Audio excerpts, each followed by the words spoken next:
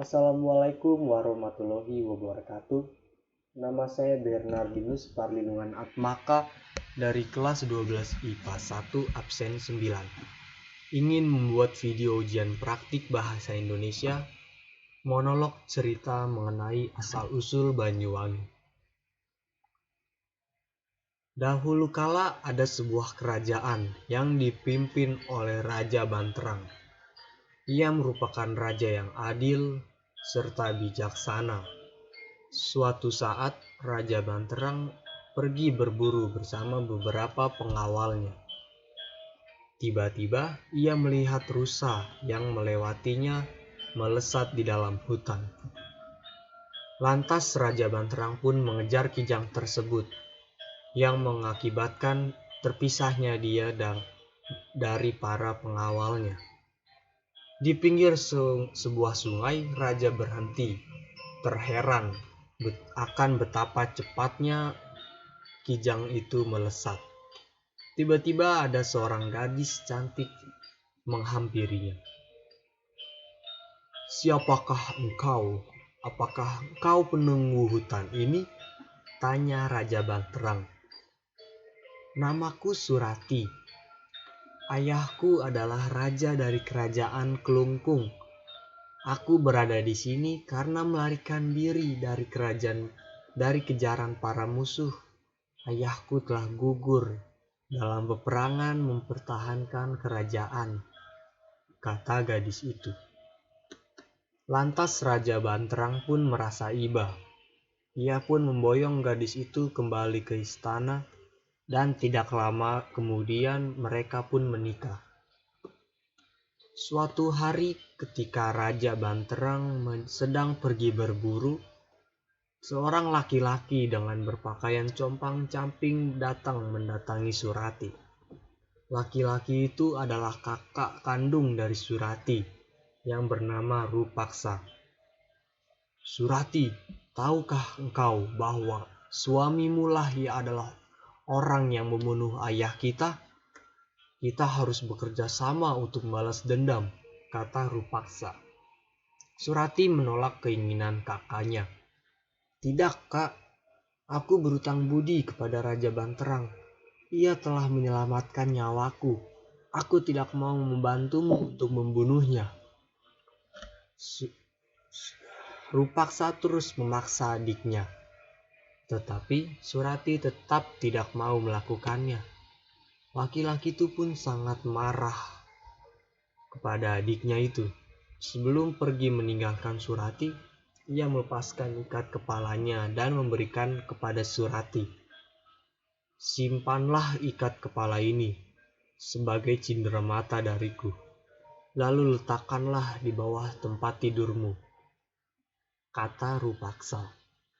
Raja Banterang yang sedang berburu di dalam hutan tidak mengetahui kejadian tersebut. Di dalam hutan, Raja Banterang pun bertemu dengan seorang laki-laki berpakaian compang-camping datang menghampirinya. "Tuanku, Raja Banterang, Paduka saat ini sedang dalam bahaya. Ada yang sedang berencana membunuh Anda, yaitu istri Paduka sendiri serta orang suruhannya." Raja Banterang sangat terkejut. "Apa buktinya kalau istrikulah telah mengkhianatiku? Sekarang kembalilah Paduka ke istana. Carilah sebuah ikat kepala yang letaknya ada di bawah tempat tidur istri Paduka. Ikat kepala itu adalah milik laki-laki dari suruhan istri Paduka yang diminta untuk membunuh Paduka." Semula Raja Banterang tidak mempercayai apa yang baru saja didengarnya itu. Lantas sesampainya ia di istana, ia langsung bergegas mencari ikat kepala yang dikatakan orang itu. Ternyata benar, ia menemukan sehelai ikat kepala di bawah tempat tidur Surati. Raja Banterang pun marah bukan main kepada istrinya. Ternyata benar kata laki-laki itu. Kau sedang berencana untuk membunuhku. Ini adalah buktinya, kata Raja Banterang kepada istrinya. Kanda, aku tidak mengerti apa maksudmu ini. Raja Banterang menceritakan bagaimana seorang laki-laki berpakaian kumal dan compang-camping menemuinya di dalam hutan. Surati mengatakan bahwa itu adalah kakaknya yang bernama Rupaksa. Ia menceritakan apa yang diinginkan Rupaksa kepada suaminya. Namun, raja tidak percaya akan cerita itu. Kanda, aku tidak pernah berniat untuk mengkhianatimu. Aku rela berkorban apapun untuk keselamatanmu. Tolong percayalah padaku, ujar Surati. Raja Banterang sudah tersulut emosinya. Ia tetap tidak mempercayai istrinya. Surati berlari ke tepi air terjun dan Raja Banterang mengikutinya. Kanda, di bawah jurang ini mengalir sungai. Aku akan menyeburkan diri ke air terjun itu.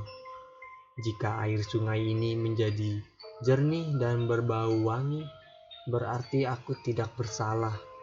Namun, apabila air sungai ini berubah menjadi keruh dan berbau busuk, berarti aku bersalah. Surati lalu menyeburkan diri ke dalam air terjun itu. Tak lama kemudian, air sungai terlihat jernih dan mengeluarkan bau yang sangat harum. Melihat hal itu, Raja Banterang segera menyadari bahwa istrinya itu tidak bersalah. Maafkan aku, istriku. Ternyata engkau tidak bersalah, kata Raja Banterang.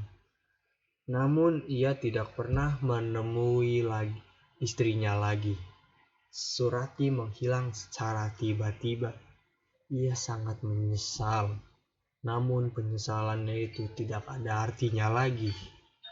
Dan sejak saat itu, tempat tersebut disebut sebagai Banyuwangi. Di dalam bahasa Jawa, banyu berarti air dan wangi berarti harum. Demikian video ujian praktek monolog yang saya buat. Mohon maaf apabila ada kekurangan kata dan sebagainya.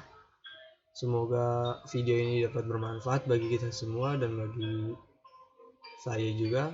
Terima kasih. Wassalamualaikum warahmatullahi wabarakatuh.